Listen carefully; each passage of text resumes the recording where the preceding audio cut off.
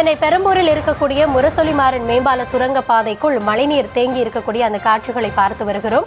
இதனால் அந்த பகுதியில் பயணிக்க முடியாமல் மாற்று வழியாக ஏறத்தாழ ஒரு 3 கிலோமீட்டர் தூரத்திற்கு சாலையில் செல்வோர் சுற்றி செல்ல வேண்டிய நிலை ஏற்பட்டு இருப்பதாக கூறப்படுகிறது.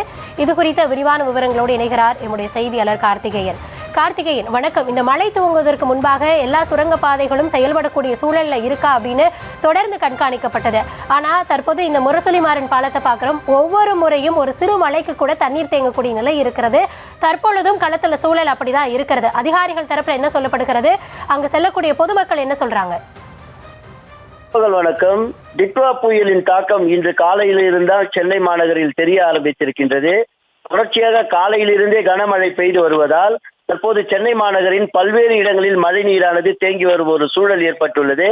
அந்த வகையில் சென்னை பெரம்பூர் முரசொலிமாறன் மேம்பாலம் சுரங்கப்பாதையில் தற்போது இந்த மழை வெள்ளம் புகுந்துள்ளதால் இருசக்கர வாகன ஓட்டிகள் மற்றும் இந்த 4 சக்கர மற்றும் ஆட்டோவில் செல்லும் பயணிகள் கடும் ஒரு அவதிக்கு உள்ளாகியுள்ளார்கள்.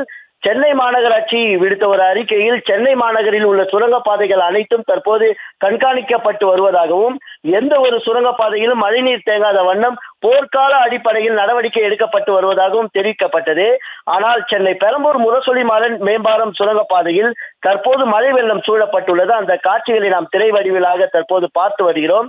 இந்த பகுதி வழியாக தினம்தோறும், அதாவது சென்னை மாநகரின் முக்கிய இடங்களான புரசைவாக்கம் மற்றும் டி நகர் மற்றும் சேப்பாக்கம் மற்றும் நகரின் ஒரு பாரிமுனை உள்ளிட்ட நகரின் ஒரு முக்கிய பகுதிகளுக்கு செல்வதற்கு இந்த சுரங்கப்பாதை வழியாகத்தான் வட சென்னை பகுதி மக்கள் இதனை பயன்படுத்தி வருகின்றனர்.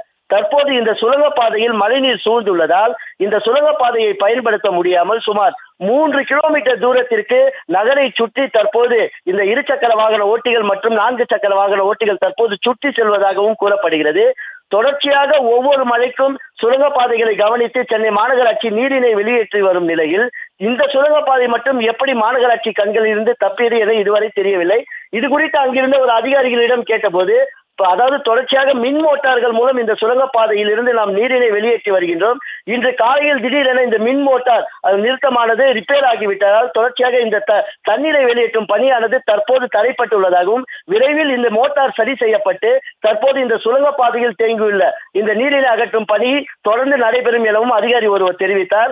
மழைக்கு மழை இந்த சுரங்கப்பாதையில் தண்ணீர் தேங்கி இந்த பகுதி மக்கள் தொடர்ச்சியாக அவதியுற்று வரும் காட்சிகளை நாம் தொடர்ச்சியாக ஒவ்வொரு தடவையும் பார்த்து வருகிறோம். இதற்கு ஒரு நிரந்தர தீர்வு காணப்பட்டு இது போன்ற மழைநீர் தேங்காத வண்ணம் மாநகராட்சி போர்க்கால அடிப்படையில் நடவடிக்கை எடுத்து மக்களின் இந்த வாகன பயணத்தை எளிதாக்க வேண்டும் என்பதே தற்போது அந்த பகுதி மக்களின் கோரிக்கையாக உள்ளது. கள தகவல்களுக்கு நன்றி கார்த்திகேயன்.